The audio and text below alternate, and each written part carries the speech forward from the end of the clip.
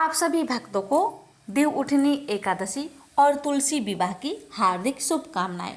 आज आप सभी श्रवण करेंगे देव उठनी एकादशी की व्रत कथा, तुलसी विवाह की व्रत कथा, 11 माता की व्रत कथा और सभी व्रतों में सुनी जाने वाली गणेश भगवान और लापसी तापसी की कथा। श्री हरि लक्ष्मी नारायण भगवान, शालिग्राम भगवान जी, तुलसी माता आप सभी भक्तों की हर मनोकामना को पूर्ण करें।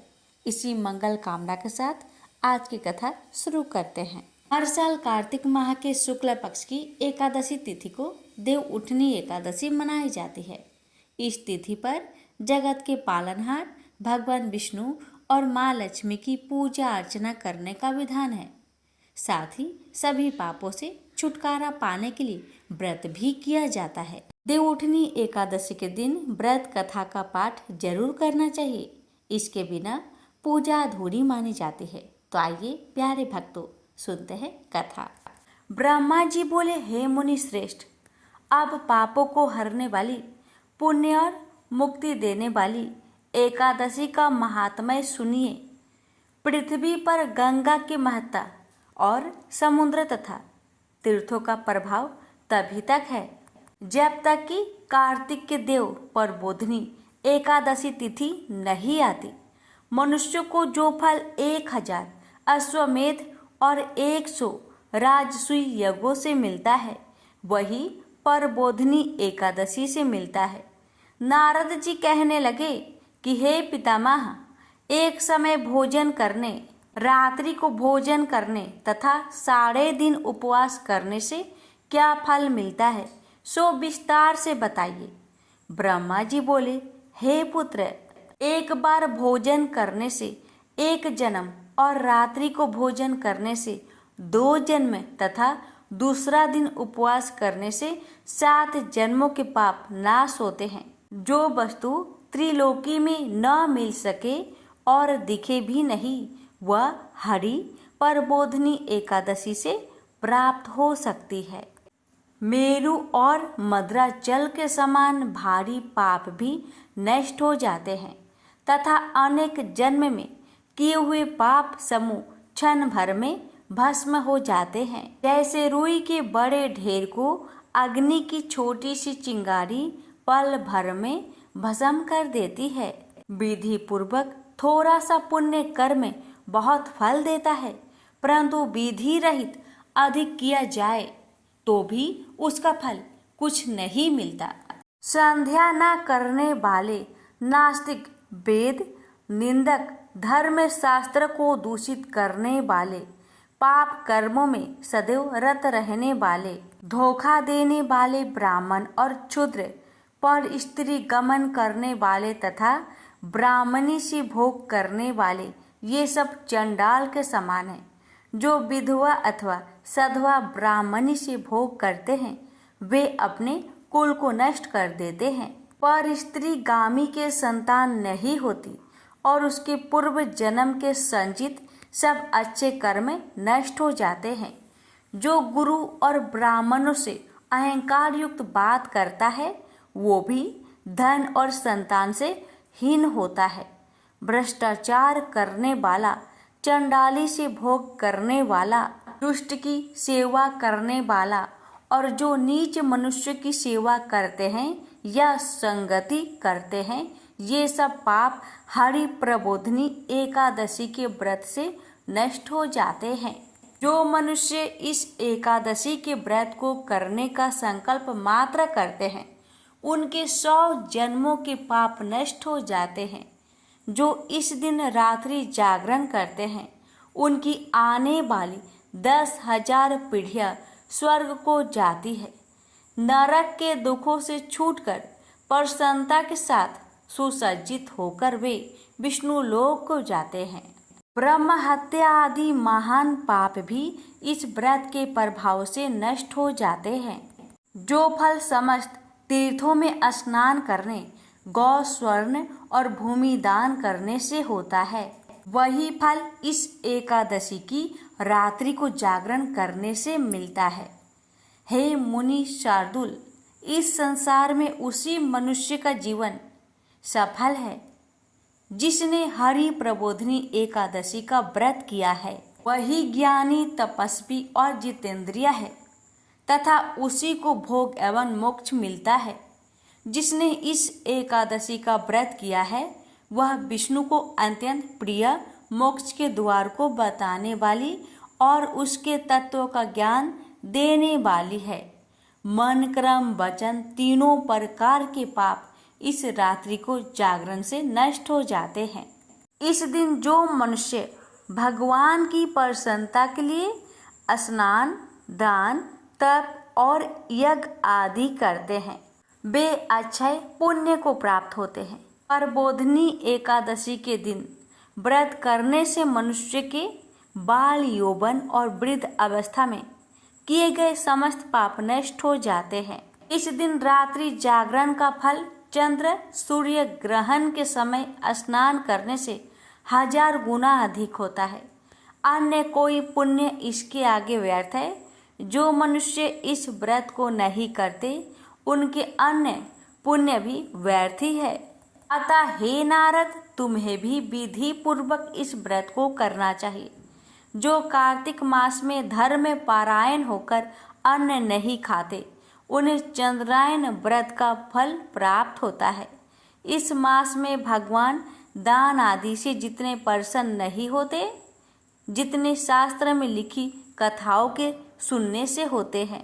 कार्तिक मास में जो भगवान विष्णु की कथा का एक या आधा श्लोक भी पढ़ते, सुनते या सुनाते हैं उनको भी 100 गायों के दान के बराबर फल मिलता है। अतः अन्य सब कर्मों को छोड़कर कार्तिक मास में मेरे सम्मुख बैठकर कथा पढ़नी या सुननी चाहिए। जो कल्याण के लिए इस मास में हरि कथा कहते हैं वे सारे कुटुंब का क्षण मात्र में उद्धार कर देते हैं। शास्त्रों की कथा कहने सुनने से 10,000 यज्ञों का फल मिलता है। जो नियम पूर्वक हरि कथा सुनते हैं वे 1000 गौदान का फल पाते हैं। विष्णु के जागने के समय जो भगवान की कथा सुनते हैं वे 7 दीपों समेत पृथ्वी के दान करने का फल पाते हैं। कथा सुनकर वाचक को जो मनुष्य सामर्थ्य के अनुसार दक्षिणा देते हैं उनको सनातन लोक मिलता है। व्रत करने की विधि। ब्रह्मा जी की यह बात सुनकर नारद जी ने कहा कि भगवान, इस एकादशी की व्रत की विधि हमसे कहिए और बताइए कि कैसा व्रत करना चाहिए। इस पर ब्रह्मा जी ने कहा कि ब्रह्म मुहूर्त में जब 2 घड़ी रात्रि रह जाए तब उठकर शौच आदि से निवृत्त होकर दंत धावन आदि कर नदी, तालाब, कुआं, बावड़ी या घर में ही जैसा संभव हो स्नान आदि करे। फिर भगवान की पूजा करके कथा सुने। फिर व्रत का नियम ग्रहण करना चाहिए। उस समय भगवान से प्रार्थना करे कि हे भगवान, आज मैं निराहार रहकर व्रत करूँगा, आप मेरी रक्षा कीजिए। दूसरे दिन द्वादशी को भोजन करूँगा। तत्पश्चात भक्ति भाव से व्रत करे तथा रात्रि को भगवान के आगे नित्य गीता आदि करना चाहिए। कृपणता त्याग कर बहुत से फूलों, फल, अगर धूप आदि से भगवान का पूजन करना चाहिए। शंख जल से भगवान को अर्घ्य दे। इसका समस्त तीर्थों से करोड़ गुना फल होता है। जो मनुष्य अगस्त्य के पुष्प से भगवान का पूजन करते हैं उनके आगे इंद्र भी हाथ जोड़ता है। तपस्या करके संतुष्ट होने पर हरि भगवान जो नहीं करते वह अगस्त्य के पुष्पों से भगवान को अलंकृत करने से करते हैं। जो कार्तिक मास में बेल पत्र से भगवान की पूजा करते हैं वे मुक्ति को प्राप्त होते हैं। कार्तिक मास में जो तुलसी से भगवान का पूजन करते हैं उनके 10,000 जन्मों के पाप नष्ट हो जाते हैं। तुलसी दर्शन करने, स्पर्श करने, कथा कहने, नमस्कार करने, स्तुति करने, तुलसी रोपण, जल से सींचने और प्रतिदिन पूजा सेवा आदि करने से 1000 करोड़ युग प्रयत्न विष्णु लोक में निवास करते हैं। जो तुलसी का पौधा लगाते हैं उनके कुटुंब से उत्पन्न होने वाले प्रलय काल तक विष्णु लोक में निवास करते हैं। तुलसी रोपण का महत्व। मुनि रोपी तुलसी जितनी जड़ी का विस्तार करती है उतने ही 1000 युग प्रयत्न तुलसी रोपण करने वाले सुकृत का विस्तार होता है। जिस मनुष्य की रोपणी की हुई तुलसी जितनी शाखा पर शाखा बीज और फल पृथ्वी पे बढ़ते हैं उसके उतने ही कुल जो बीत गए हैं और होंगे 2000 कल्प तक विष्णु लोक में निवास करते हैं। जो कदम के पुष्पों से श्री हरि का पूजन करते हैं वे भी कभी यमराज को नहीं देखते। जो गुलाब के पुष्पों से भगवान का पूजन करता है उन्हें मुक्ति मिलती है। जो बकुल और अशोक के फूलों से भगवान का पूजन करते हैं वे सूर्य चंद्रमा रहने तक किसी प्रकार का शोक नहीं पाते। जो मनुष्य सफेद या लाल कनेर के फूलों से भगवान का पूजन करते हैं उन पर भगवान अत्यंत प्रसन्न होते हैं। और जो भगवान पर आम की मजरी चढ़ाते हैं वे करोड़ों गायों के दान का फल पाते हैं।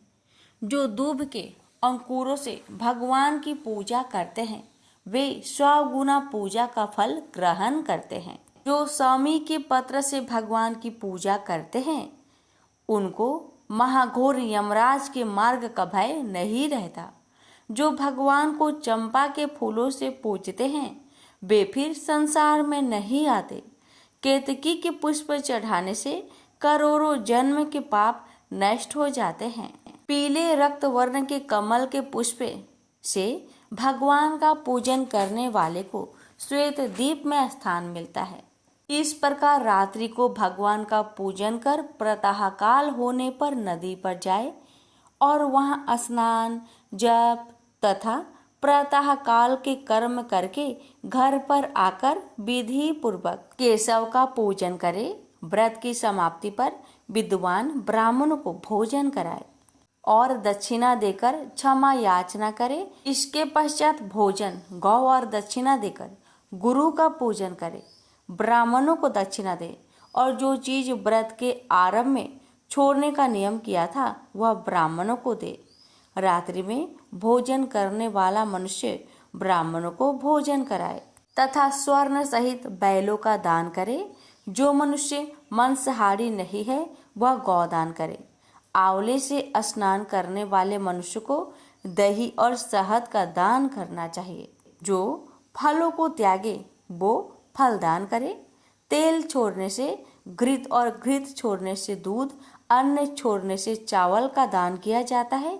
इसी प्रकार जो मनुष्य भूमि शयन का व्रत लेते हैं उन्हें स्वयं दान करना चाहिए। साथ ही तुलसी सब सामग्री सहित देना चाहिए। पत्ते पर भोजन करने वाले को सोने का पत्ता घृत सहित देना चाहिए। मौन व्रत धारण करने वाले को ब्राह्मण और ब्राह्मणी को घृत तथा मिठाई का भोजन करवाना चाहिए। बाल रखने वाले को तर्पण, जूता छोड़ने वाले को 1 जोड़ा जूता, लवन त्यागने वाले को सकरा, मंदिर में दीपक जलाने वाले को तथा नियम लेने वाले को व्रत की समाप्ति पर ताम्र अथवा स्वर्ण के पात्र पर घृत और बत्ती रखकर विष्णु भक्त ब्राह्मण को दान देना चाहिए। एकांत व्रत में 8 कलश, वस्त्र और स्वर्ण से अलंकृत करके दान करना चाहिए। यदि यह भी ना हो सके तो इनके अभाव में ब्राह्मण का सत्कार सब व्रतों को सिद्ध करने वाला कहा गया है। इस प्रकार ब्राह्मण को प्रणाम करके विदा करे। इसके पश्चात स्वयं भी भोजन करे। जिन वस्तुओं को चतुर्मास में छोड़ा हो उन वस्तुओं की समाप्ति करे अर्थात ग्रहण करने लग जाए। हे राजन, जो बुद्धिमान इस प्रकार चतुर्मास व्रत निर्विघ्न समाप्त करते हैं वे कृत्य हो जाते हैं और फिर उनका जन्म नहीं होता। यदि व्रत भ्रष्ट हो जाए तो व्रत करने वाला कोढ़ी या अंधा हो जाता है। भगवान कृष्ण कहते हैं कि हे राजन, जो तुमने पूछा था वह सब मैंने बतलाया। इस कथा को पढ़ने और सुनने से गौदान का फल प्राप्त होता है। प्रेम से बोलिए लक्ष्मीपति विष्णु भगवान जी की जय। तुलसी माता की कथा। एक बार देवराज इंद्र देवगुरु बृहस्पति के साथ भगवान शिव का दर्शन करने कैलाश गए। महादेव ने दोनों की परीक्षा लेनी चाहिए, इसलिए रूप बदलकर अवधूत बन गए। उनके शरीर पर कोई वस्त्र न था। उनका शरीर जलती हुई अग्नि के समान धधक रहा था और अत्यंत भयंकर नजर आते थे। अवधूत दोनों के रास्ते में खड़े हो गए। इंद्र ने एक विचित्र पुरुष को रास्ते में खड़े देखा तो चौंके। इंद्र को देवराज होने पर गर्व घेरने लगा। उन्होंने उस भयंकर पुरुष से पूछा, तुम कौन हो? भगवान शिव अभी कैलाश पर विराज रहे हैं या कहीं भ्रमण पर है? मैं उनके दर्शन के लिए आया हूँ। इंद्र ने कई प्रश्न किए, लेकिन वह पुरुष योगियों के समान मौन ही रहे। इंद्र को लगा कि एक साधारण प्राणी उनका अपमान कर रहा है। उनके मन में देवराज होने का अहंकार उपजा, जो क्रोध में बदल गया। इंद्र ने कहा, मेरे बराबर अनुरोध करने पर भी तू कुछ नहीं बोलकर मेरा अपमान कर रहा है। मैं तुझे अभी दंड देता हूँ। ऐसा कहकर इंद्र ने वज्र उठा लिया। भगवान शिव ने वज्र को उसी समय स्तंभित यानी जड़ कर दिया। इंद्र की बाह अकड़ गई। भगवान अवधूत क्रोध से लाल हो गए। बृहस्पति उनके चेहरे पर आई क्रोध की ज्वाला को देखकर समझ गए कि ऐसा प्रचंड स्वरूप महादेव के अतिरिक्त किसी का नहीं हो सकता। बृहस्पति शिव स्तुति गाने लगे। उन्होंने इंद्र को भी महादेव के चरणों में लेटा दिया और बोले, प्रभु, इंद्र आपके चरणों में पड़े हैं, आपके शरणागत है। आपके ललाट से प्रकट अग्नि इन्हें जलाने को बढ़ रही है। हम शरणागतों की रक्षा करें। बृहस्पति ने विनती की, प्रभु, भक्तों पर आपकी सदा कृपा बरसती है। आप भक्त वत्सल और सर्वसम्मत है। आप इस तेज को कहीं और स्थान दे दीजिए ताकि इंद्र के प्राणों की रक्षा हो। भगवान रुद्र ने कहा, बृहस्पति, मैं तुम पर बहुत प्रसन्न हूँ। इंद्र को जीवन दान देने के कारण तुम्हारा एक नाम जीव भी होगा। मेरे तीसरे नेत्र से प्रकट इस अग्नि का ताप देवता सहन नहीं कर सकते, इसलिए मैं इसको बहुत दूर छोड़ूंगा। महादेव ने उस तेज को हाथ में धारण कर समुद्र में फेंक दिया। वहां फेंके जाते ही भगवान शिव का वह तेज तत्काल एक बालक के रूप में परिवर्तित हो गया। सिंधु से उद्भव होने के कारण उसका नाम सिंधु पुत्र जलंधर प्रसिद्ध हुआ। जलंधर जिसका नाम शंखचूड़ भी हुआ, शिव के तेज से उत्पन्न हुआ था। इस कारण परम शक्तियों से संपन्न था। वह देवों से भी ज्यादा शक्तिवान था। वह उस तेज से पैदा हुआ था जो इंद्र को समाप्त करने वाला था। इसलिए असुरों ने उसे अपना राजा बनाया। अवधूत रूप में यह लीला करने के बाद महादेव अंतर्ध्यान हो गए। इंद्र के गर्व का भंजन भी हुआ। भगवान के दर्शन भी हो गए। तुलसी से जुड़ी एक कथा बहुत प्रचलित है। श्रीमद् देवी भागवत पुराण में इनके अवतरण की दिव्य लीला कथा भी बनाई गई है। एक बार शिव ने अपने तेज को समुद्र में फेंक दिया था। उससे एक महातेजस्वी बालक ने जन्म लिया। यह बालक आगे चलकर जालंधर के नाम से पराक्रमी दैत्य राजा बना। इसकी राजधानी का नाम जालंधर नगरी था। दैत्यराज काल नेमि की कन्या वृंदा का विवाह जालंधर से हुआ। जालंधर महाराक्षस था। अपनी सत्ता के मद में चूर उसने माता लक्ष्मी को पाने की कामना से युद्ध किया, परंतु समुद्र से ही उत्पन्न होने के कारण माता लक्ष्मी ने उसे अपने भाई के रूप में स्वीकार किया। वहां से पराजित होकर वह देवी पार्वती को पाने की लालसा से कैलाश पर्वत पर गया। भगवान देवाधिदेव शिव का ही रूप धरकर माता पार्वती के समीप गया, परंतु मां ने अपने योग बल से उसे तुरंत पहचान लिया तथा वहां से अंतर ध्यान हो गई। देवी पार्वती ने क्रोध होकर सारा वृत्तांत भगवान विष्णु को सुनाया। जालंधर की पत्नी वृंदा अत्यंत पतिव्रता स्त्री थी। उसी के पतिव्रत धर्म की शक्ति से जालंधर ना तो मारा जाता था और ना ही पराजित होता था। इसलिए जालंधर का नाश करने के लिए वृंदा के पतिव्रत धर्म को भंग करना बहुत जरूरी था। इसी कारण भगवान विष्णु ऋषि का भेष धारण कर वन में जा पहुँचे, जहाँ वृंदा अकेली भ्रमण कर रही थी। भगवान के साथ दो मायावी राक्षस भी थे, जिन्हें देखकर वृंदा भयभीत हो गई। ऋषि ने वृंदा के सामने पल में दोनों को भस्म कर दिया। उनकी शक्ति देखकर वृंदा ने कैलाश पर्वत पर महादेव के साथ युद्ध कर रहे अपने पति जालंधर के बारे में पूछा। ऋषि ने अपनी माया जाल से दो बानर प्रकट किए। एक बानर के हाथ में जालंधर का सिर था तथा दूसरे के हाथ में धर। अपने पति की यह दशा देखकर वृंदा मूर्छित होकर गिर पड़ी। होश में आने पर उन्होंने ऋषि रूपी भगवान विष्णु से विनती की कि वह उसके पति को जीवित करे।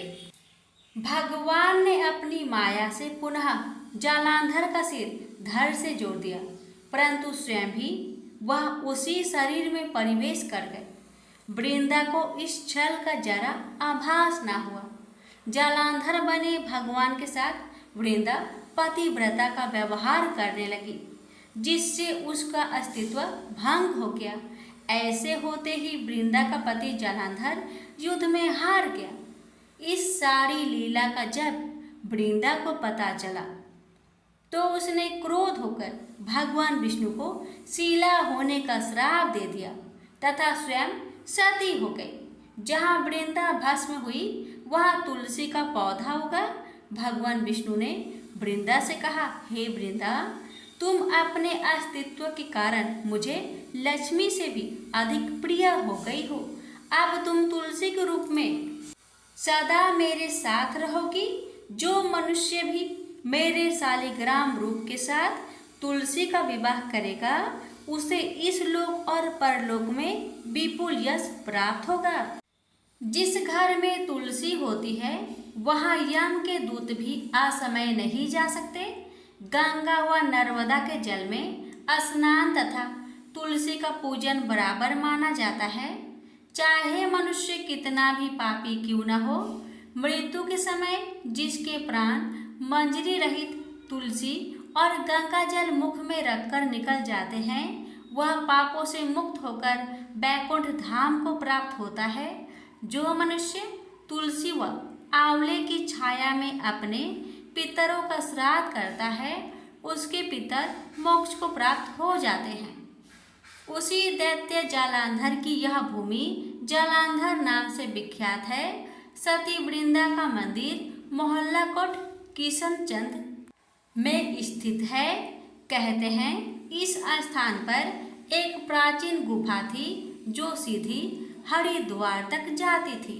प्रेम से बोलिए जय श्री हरि। तुलसी मैया की जय, लक्ष्मी नारायण की जय। एक बुढ़िया माँ एक बार 11 माता का व्रत रखी। बड़े ही भाव भक्ति से पूजा अर्चना की। उन्हें वृद्ध अवस्था में क्या बाधा थी? वो तो अपने पुत्र पौत्रों की सुख सुविधा के लिए व्रत रखने लगी। वे दिन भर तो जरा कठोर मन करके अपनी प्यास को रख रही। दिन में पूजा पाठ किया, कथा सुनी और पंडित जी को मिट्टी के पात्र में भरकर पानी और ऋतुफल दान दिया। दोनों भर भर कर बूरा वितरण किया। उन्हें गर्मी के कारण बहुत बेचैनी हो रही थी। इस कारण से बड़ी देर तक पानी में पड़ी रही और पानी की कुल्ला करती रही, मुंह धोती रही। तब कहीं थोड़ा बहुत धैर्य बंध पाया। धूप तो तेज पड़ रही थी, इस कारण बार बार मुंह सूख रहा था। बूढ़ी माँ बहुत बेचैन हो रही थी। एक बुढ़ापा और दूसरे ये भयंकर गर्मी, वृद्ध अवस्था की स्थिति तो कुछ दूसरे ही प्रकार की होती है। ऐसे तैसे रो धो के दिन कट पाया। अब पहाड़ सी रात सामने थी, उसका काटना बड़ा ही कठिन दिखाई दे रहा था। खटिया पर पड़े शांति नहीं मिल रही थी। वे बार बार करवट बदल रही थी। अनेक बार वो बाहर जाती और भीतर आती। उन्हें घर के अंदर शांति नहीं थी। वे पड़ी पड़ी एकादशी माता का स्मरण करती रही। वे कहती रही कि हे माता जी, आप मेरी लाज रखेगा, आप ही मुझे शक्ति दे दीजिएगा जिससे मैं भली भांति आपका व्रत कर सकूं और ये पहाड़ सी रात शांति पूर्वक व्यतीत हो सके। प्यास के कारण बूढ़ी माँ की बेचैनी तो बढ़ ही रही थी। उन्होंने धैर्य रखने का बहुत प्रयास किया, किंतु सहनशीलता की सीमा टूट गई और वे घबराकर एकदम चिल्ला पड़ी। बोली, बचाओ बचाओ बचाओ। अम्मा का चिल्लाना सुनकर परिवार भर के नर नारी, बच्चे और पड़ोसी एकत्रित होकर बूढ़ी अम्मा की खटिया के समीप पहुंच गए। सबने पूछा, अम्मा जी, आपको क्या हो गया? आप क्यों चिल्ला पड़ी हैं? आप इस वृद्धावस्था में ये कठिन व्रत क्यों कर रही हैं? अम्मा जी ने कहा, शक्ति से ही भक्ति होती है। थोड़ी ही देर में वे फिर से बोली कि अरे, हमारे प्राण तो ही निकल जा रहे हैं। मेरी छाती पर ठंडे पानी का घड़ा रख दीजिए। नातियों ने दादी की छाती पर ठंडे पानी का पात्र रख दिया। तब कहीं उन्हें थोड़ा बहुत आराम मिला और थोड़ी देर के लिए उन्होंने अपनी आंखें बंद कर ली। एकादशी माता ने सोचा कि ये बूढ़ी अम्मा है तो बहुत कठोर, जरा जाकर उसकी परीक्षा लेनी चाहिए। वे आधी रात को मुर्गा बनकर टेर लगाने लगी। मुर्गा की आवाज सुनकर दादी जल्दी से उठी और बाहर जाकर आसमान की ओर देखा, किंतु आसमान में कहीं उन्हें प्रातःकालीन तारा दिखाई नहीं दिया। वे सोचने लगी कि ये मुर्गा क्यों और कैसे बोल गया है। वे तो आधा रात मालूम प्रतीत होता है। उन्हें प्यास तो बहुत लग ही रही थी। थोड़ा बहुत उनका मन भी विचलित होने लगा था, किंतु अंत में उन्होंने दृढ़ निश्चय किया कि मैं अब व्रत को पूर्ण करके ही छोड़ूंगी, चाहे कुछ भी हो जाए, मेरा प्राण ही क्यों ना निकल जाए। ये सोचकर फिर वे खटिया पर शिथिल होकर सो गई। थोड़ी ही देर में एकादशी माता ने उनकी फिर से परीक्षा लेनी चाहिए। एक छोटी सी बालिका एक गिलास में शरबत लेकर उनके सिरहाने खड़ी हो गई और जोर से बोली, दादी जी, सवेरा हो गया, हाथ मुंह धोकर शरबत पी लीजिएगा। पहले तो शरबत का गिलास देखकर उनका मन ललचाने लगा, किंतु अचानक व्रत का स्मरण हो आया और उन्होंने सोचा कि मैं किसी भी प्रकार से अभी शरबत नहीं पी सकती हूँ, और वे शांतिपूर्वक अपनी खटिया पर लेट गई। फिर थोड़ी देर में उन्हें ऐसा लगा कि जैसे किसी ने उन्हें पानी के कुएं में पटक दिया हो। वे बड़ी देर तक उस कुएं में हाथ पांव चलाती रही, किंतु उन्होंने अपने मुख में पानी की एक बूंद भी नहीं जाने दी और वे दृढ़तापूर्वक अपना व्रत पालन करती रही। थोड़ी ही देर में न जाने कहां से सामने आग जलने लगी, जिससे भारी गर्मी बढ़ने लगी। प्यास के कारण प्राण निकलने लगे, किंतु बूढ़ी अम्मा का कुछ भी नहीं बिगड़ पाया। वे जहां की तहां मुस्कुराती हुई बैठी रही। थोड़ी ही देर में बाहर प्रकाश दिखाई देने लगा। ऐसा लगा कि जैसे सवेरा हो आया। बूढ़ी अम्मा ने जब बाहर निकलकर देखा तो समझ गई कि अभी सवेरा होने में 3-4 घंटे की देरी है। यह जानकर वे शांति पूर्वक इधर उधर घूमने फिरने लगी। एकादशी माता ये बात अच्छी तरह से समझ गई कि ये बूढ़ी अम्मा किसी भी प्रकार से अपने व्रत से नहीं टल सकती। वे उनके सत्य व्रत को ही अच्छी तरह से समझ गई। सवेरा होते ही बूढ़ी माँ ने स्नान किया, भगवान का पूजा पाठ किया, एकादशी माता की कथा सुनी, ब्राह्मणों को दक्षिणा देकर भोजन करवाया। तब कहीं बूढ़ी अम्मा ने जल ग्रहण किया। कन्याओं को भोजन कराने के बाद अम्मा ने भोजन किया। उस श्रेष्ठ व्रत के प्रताप से बूढ़ी अम्मा की आयु में वृद्धि हो गई। उनका घर परिवार हरा भरा हो गया। घर में अब उनके कोई भी अभाव नहीं रहा। वे हर तरह के सुख साधनों से संपन्न हो गई। नाती नातिनों से उनका घर भर गया और वे उसी दिन से 12 महीने की एकादशी का व्रत करने लगी। एकादशी माता के व्रत के प्रताप से इस संसार में हर प्रकार के सुख भोग कर अंत में बैकुंठ धाम को चली गई। से बोलिए एकादशी माता की जय। प्रेम से बोलिए लक्ष्मी नारायण की जय। जय श्री कृष्ण, राधे राधे। प्यारे भक्तगणों, आज की वीडियो में आप सभी श्रवण करेंगे बड़ी ही दुर्लभ 11 माता की व्रत कथा। इनकी कथाओं को जो भी भक्त 11 के दिन श्रद्धा पूर्वक श्रवण करता है उसकी सभी मनोकामना 11 माता अवश्य पूर्ण करती है।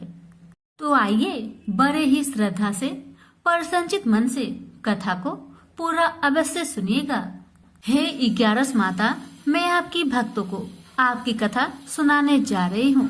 अगर हमसे अनजाने में कुछ गलती हो उसे क्षमा करना और अपनी सभी भक्तों की मनोकामना को पूर्ण करना। कथा इस प्रकार है। एक बार एक राज्य में एक राजा रहते थे। राजा बहुत ही बुद्धिमान और बलशाली थे। राजा सदैव अपनी प्रजा का बहुत अच्छे से ध्यान रखते थे। प्रजा भी अपने राजा को बहुत पसंद करते थे। राजा की 2 बेटियां थी। राजा अपनी दोनों बेटियों से बहुत प्रेम करता था। राजा की छोटी बेटी देखने में बहुत सुंदर और आकर्षक थी और राजा की बड़ी बेटी छोटी बेटी के मुकाबले थोड़ा कम सुंदर थी। राजा की छोटी बेटी 11 माता का पूजन किया करती थी और सभी लोग राजा की छोटी बेटी से बहुत प्रेम करते थे और बहुत प्रशंसा करते थे। राजा भी अपनी छोटी बेटी को बड़ी बेटी से अधिक प्रेम करते थे, जिस कारण राजा की बड़ी बेटी अपनी छोटी बहन से बहुत नफरत करने लगी। राजा की दोनों बेटियां जब बड़ी हो गई, तब एक पड़ोस राज्य में रहने वाला राजकुमार राजा की बड़ी बेटी के लिए रिश्ता लेकर आया। लेकिन जैसे ही उस राजकुमार की नजर राजा की छोटी बेटी पर पड़ी तो वह राजकुमार राजा की छोटी बेटी पर आकर्षक हो गया और उससे पहले नजर में ही प्रेम कर बैठा। उस राजकुमार ने राजा की बड़ी बेटी के साथ विवाह करने से मना कर दिया और उसने राजा से कहा कि मैं आपकी छोटी बेटी से विवाह करना चाहता हूँ। जिसके बाद राजा की बड़ी बेटी यह देखकर अपनी छोटी बहन से बहुत क्रोधित हो गई और राजा की बड़ी बेटी ने अपनी छोटी बहन को अपना सबसे बड़ा दुश्मन मान लिया। राजा की बड़ी बेटी ने अपनी छोटी बहन से बदला लेने का निर्णय लिया, जिसके लिए उसने अपनी छोटी बहन को जान से मारने का प्लान बनाया। राजा की बड़ी बेटी ने अपनी छोटी बहन को मारने के लिए सबसे पहले एक लड्डू में जहर मिलाकर अपनी छोटी बहन को दे दिया और उसको लड्डू खाने के लिए कहा। लेकिन लड्डू खाने के बाद भी छोटी बहन को कुछ नहीं हुआ।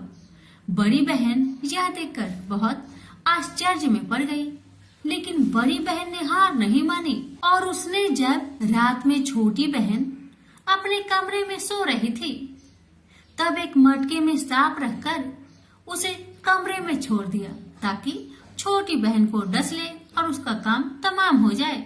लेकिन सांप भी छोटी बहन का कुछ नहीं कर पाया।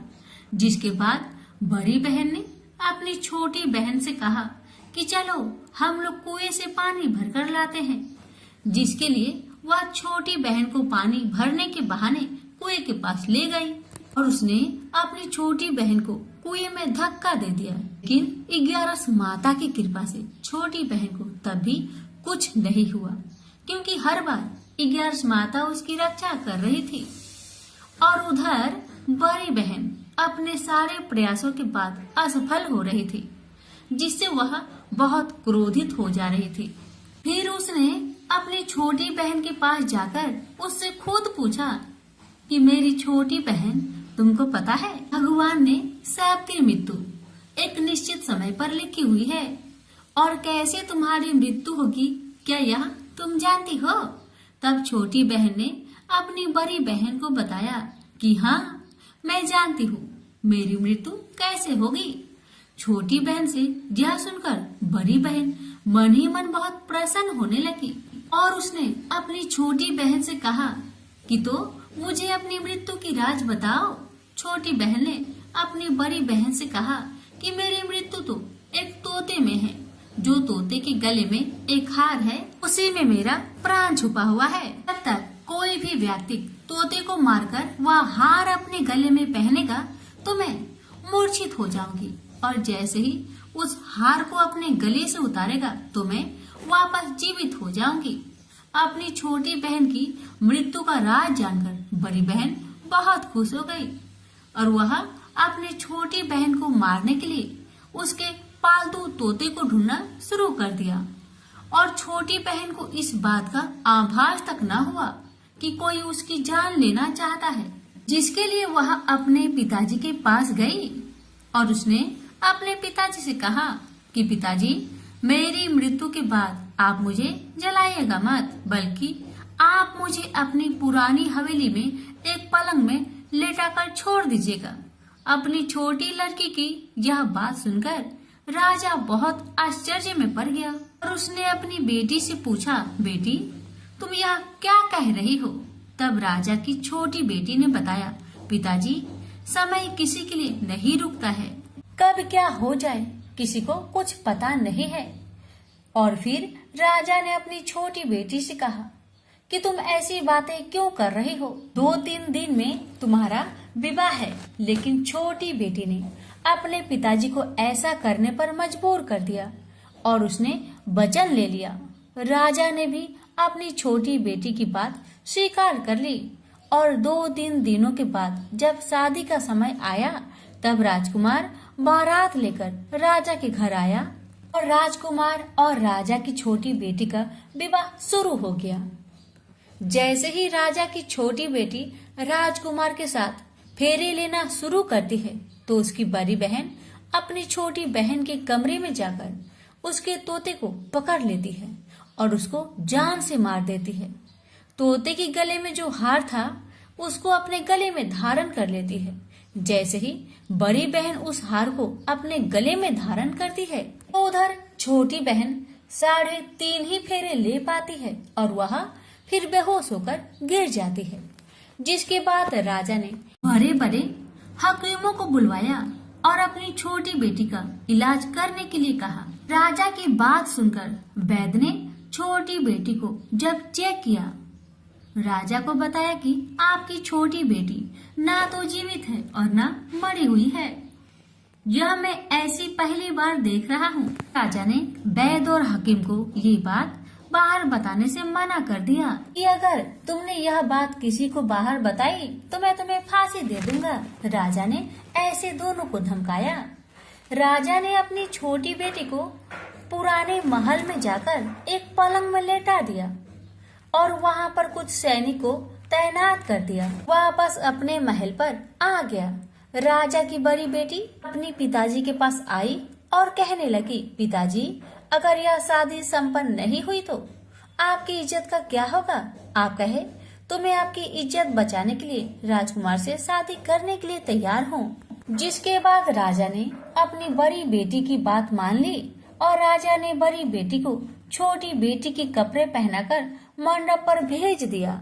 लेकिन राजकुमार यह जान गया कि यह राजा की छोटी बेटी नहीं बल्कि बड़ी बेटी है। लेकिन जब राजकुमार ने शादी करने से मना किया तो सभी लोग ने राजकुमार को विवश करके राजा की बड़ी बेटी से बचे हुए फेरे संपन्न करा दिए और विवाह करवा दिया। जिसके बाद राजकुमार राजा की बड़ी बेटी को अपने महल ले गया। राजकुमार राजा की बड़ी बेटी से ना तो बात करता था, नहीं उसको पसंद करता था और ना ही उसके आसपास भटकता था।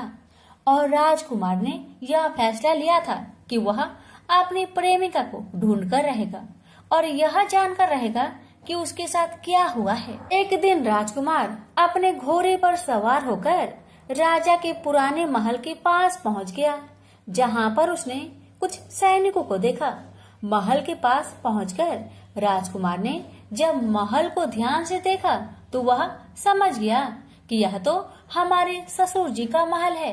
तब राजकुमार ने सैनिकों से पूछा, तुम लोग यहाँ क्या कर रहे हो और इस महल के अंदर उस पलंग में कौन लेटा हुआ है? जिसके बाद सैनिकों ने बताया कि यहाँ पर राजा की छोटी बेटी लेटी हुई है। यह सुनकर राजकुमार बहुत प्रसन्न हुआ और चिंतित भी हुआ। वह तुरंत अपनी प्रेमिका के पास पहुँच गया और उसकी सेवा करने लगा। जैसे ही रात हुई तो राजा की छोटी बेटी उठकर खड़ी हो गई।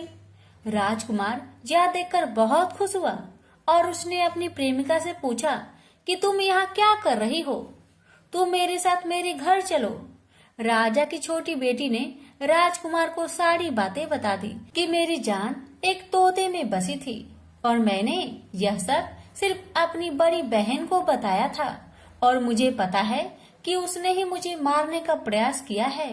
उसके पास एक हार है जिसको वह सुबह पहन लेती है और रात को उतार देती है। जब तक वह हार को पहने रहती है तब तक मैं मूर्छित रहती हूँ और जैसे ही वह हार को उतार देती है तो मैं जीवित हो जाती हूँ। और जब तक मेरी बहन के पास वह हार है तब तक मैं ऐसे ही जीवित और मूर्छित होती रहूंगी। अगर मेरी बड़ी बहन के पास जो हार वह मेरे हाथ लग जाए तो मैं हमेशा के लिए जीवित हो जाऊंगी। राजकुमार यह बात सुनकर राजा की छोटी बेटी के पास रहने का निर्णय ले लिया और उसने अपने बचे हुए सारे फेरे उस पलंग में लेटी राजकुमारी की छोटी बेटी के साथ ले लिए और अपना विवाह को पूर्ण कर लिया और वहीं पर रहने लगा। देखते ही देखते कुछ समय में राजा की छोटी बेटी और राजकुमार की पत्नी पेट से हो गई। एक दिन राजकुमार को किसी काम से बाहर जाना पड़ा। तब छोटी बहन के पेट में बहुत तेज दर्द होने लगा, जिसके बाद उसने 11 माता का ध्यान किया। जिसके बाद वहां पर 11 माता प्रकट हुई और उन्होंने अपने भक्तों के दर्द को दूर किया और एक पुत्र की प्राप्ति करवाई।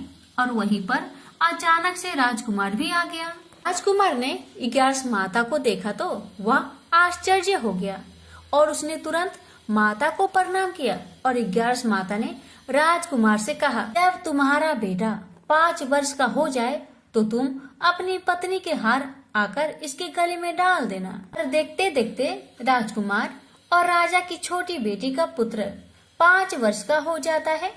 तो राजकुमार अपने बेटे से कहता है कि बेटा, मैं कुछ काम से बाहर जा रहा हूँ, तुम अपनी माता का ध्यान रखना।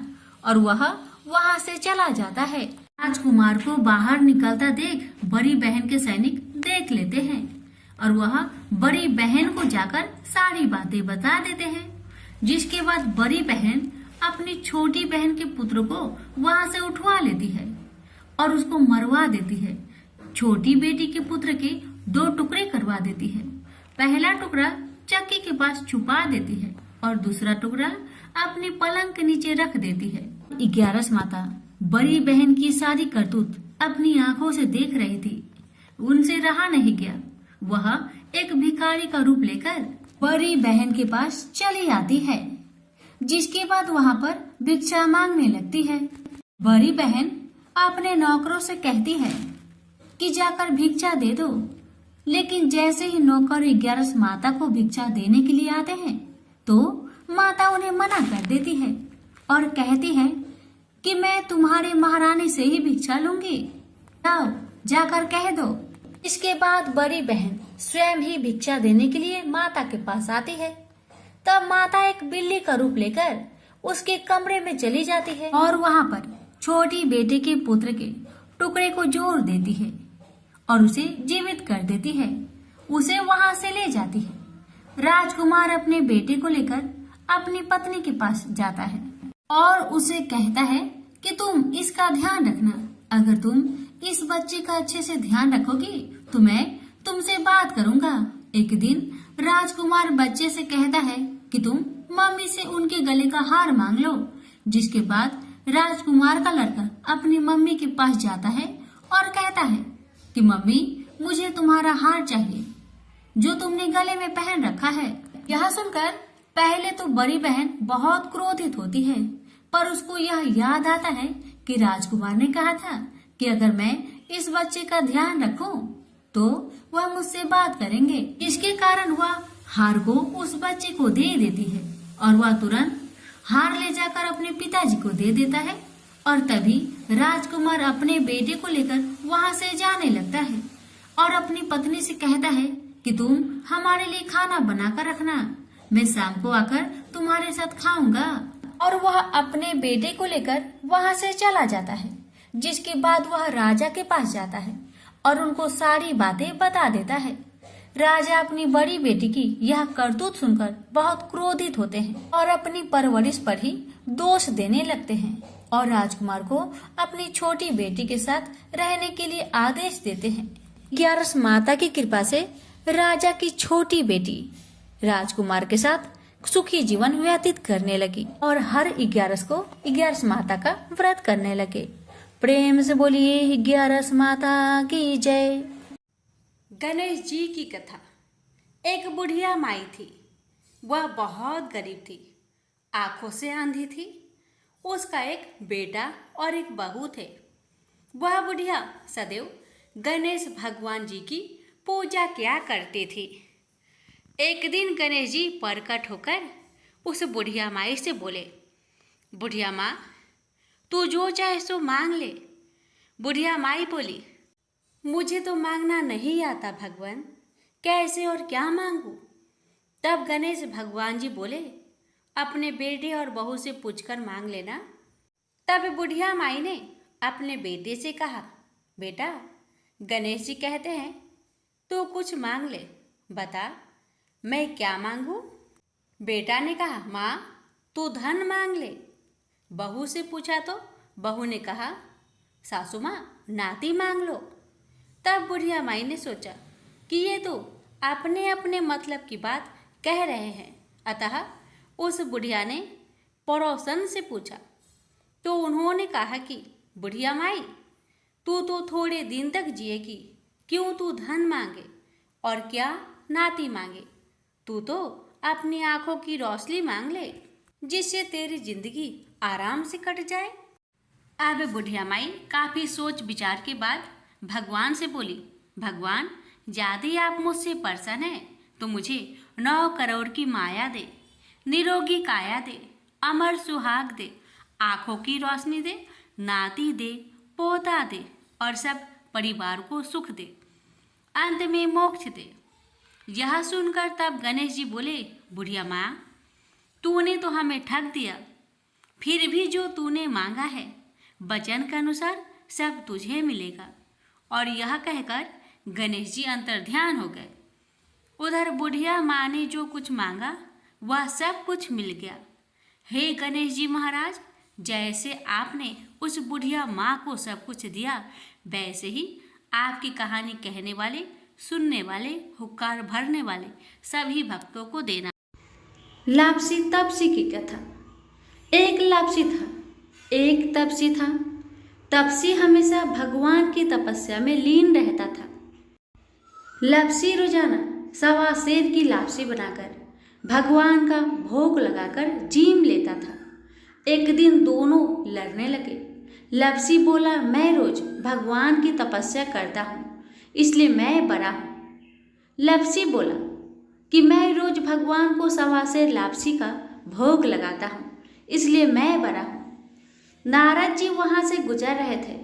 दोनों को लड़ता देखकर उनसे पूछा, कि क्यों तुम लड़ रहे हो। लापसी ने खुद को बड़ा होने का कारण बताया और तपसी ने अपना कारण बताया। नारद जी बोले, तुम्हारा फैसला मैं कर दूंगा। दूसरे दिन लापसी और तपसी नहाकर अपनी रोज की भक्ति करने आए तो नारद जी ने छुपकर 1.25 करोड़ की एक एक अंगूठी उन दोनों के आगे रख दी। तपसी की नजर जब अंगूठी पर पड़ी तो उसने चुपचाप अंगूठी उठाकर अपने नीचे दबा ली। लापसी की नजर अंगूठी पर पड़ी लेकिन उसने ध्यान नहीं दिया। भगवान को भोग लगाकर लापसी खाने लगा। नारद जी सामने आए तो दोनों ने पूछा कि कौन बड़ा। तो नारद जी ने तपसी को खड़ा होने को कहा। वो खड़ा हुआ तो उसके नीचे दबी अंगूठी दिखाई पड़ी। नारद जी ने तपसी से कहा, तपस्या करने के बाद भी तुम्हारी चोरी करने की आदत नहीं गई, इसलिए लापसी बड़ा है और तुम्हें तुम्हारी तपस्या का कोई भी फल नहीं मिलेगा। तपसी शर्मिंदा होकर माफी मांगने लगा। उसने नारद जी से पूछा, मुझे मेरी तपस्या का फल कैसे मिलेगा। नारद जी ने कहा, यदि कोई गाय और कुत्ते की रोटी नहीं बनाएगा तो फल तुझे मिलेगा। यदि कोई ब्राह्मण को भोजन करवाकर दक्षिणा नहीं देगा तो फल तुझे मिलेगा। यदि कोई साड़ी के साथ ब्लाउज नहीं देगा तो फल तुझे मिलेगा। यदि कोई दिए से दिया जलाएगा तो फल तुझे मिलेगा। यदि कोई सारी कहानी सुने लेकिन तुम्हारी कहानी नहीं सुने तो फल तुझे मिलेगा। उसी दिन से हर व्रत कथा कहानी के साथ लापसी तपसी की कहानी भी सुनी और कही जाती है। प्रेम से बोलिए लक्ष्मी नारायण की जय।